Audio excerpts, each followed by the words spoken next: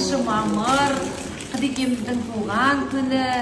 Биылғы туған күн Корея жерде, Пусан қаласында қарсы алынғанына нәсіп еткен екен.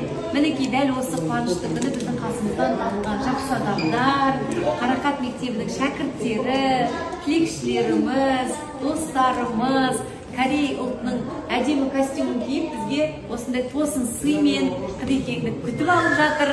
Алла көңілдеріңізді көтерсін.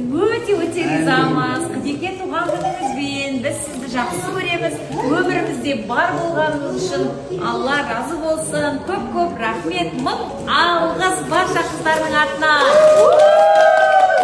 Рахмет, Алла разы болсын. Бақытты болыңыздар.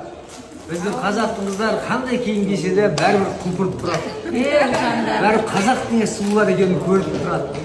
Алла ғұмырларыңыз ұзақ болып, дендеріңіз сау болып, бақытты берекеге бөлесін. Амин.